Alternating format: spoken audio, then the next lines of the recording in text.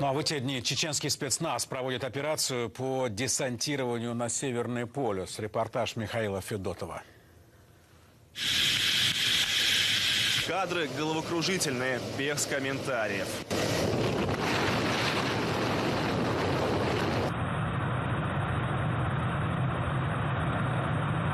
Под куполами бойцы так называемого летучего отряда. Это спецназ МВД Чеченской Республики.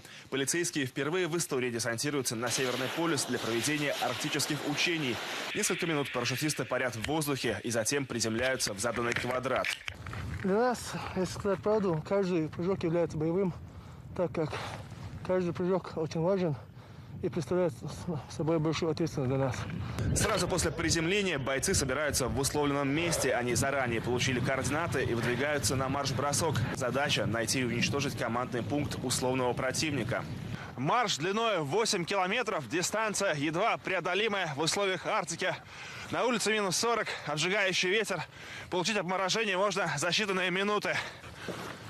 На кадрах, снятых беспилотником, видно, как полицейские в маскировочной форме проходят часть пути в колонне, лавируя между ледяными глыбами торосов, а затем рассредотачиваются и буквально сливаются с местностью. На огневой рубеж, если бы противник был реальным, бойцы подошли бы незамеченными.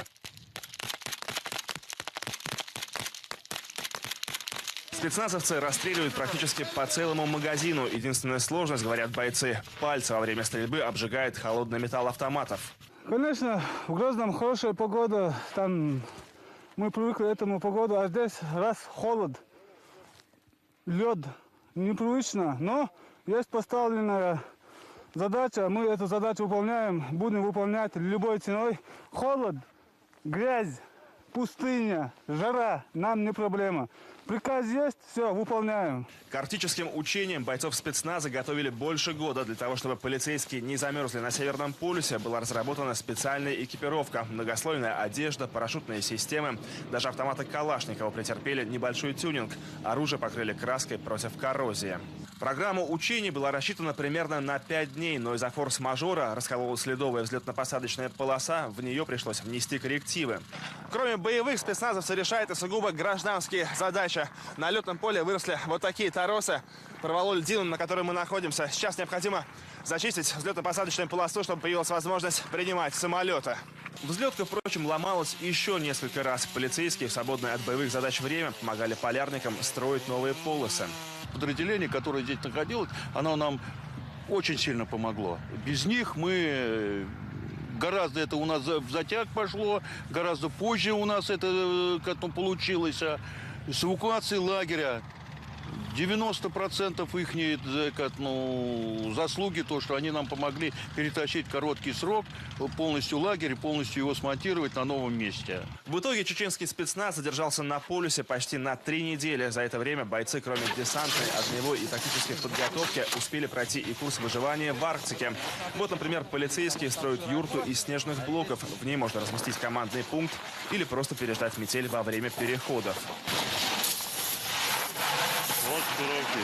Но все же больше времени уделялось решению боевых задач. Причем часть учений специально проводилась ночью. Хотя сейчас ночь, понятие на Северном полюсе относительное. Солнце не садится круглые сутки. Сейчас начинается один из самых ярких этапов арктических учений. Высадка бойцов спецназа на незнакомой местности. Бойцам предстоит занять круговую оборону и отразить атаку условного противника. Упражнения отрабатывают как всем отрядам, так и четверками. Снегоход вместе с санями, на них бойцы порхают через снежные барханы. По команде резкая остановка и огонь. В целом, командование летучего отряда осталось довольно бойцами. После окончания учений полицейские совершили еще один прыжок с парашютами, только уже с вертолета, и пронесли над Северным полюсом флаги России и Чеченской Республики. Ну и, конечно, не обошлось и без арктической лезгинки.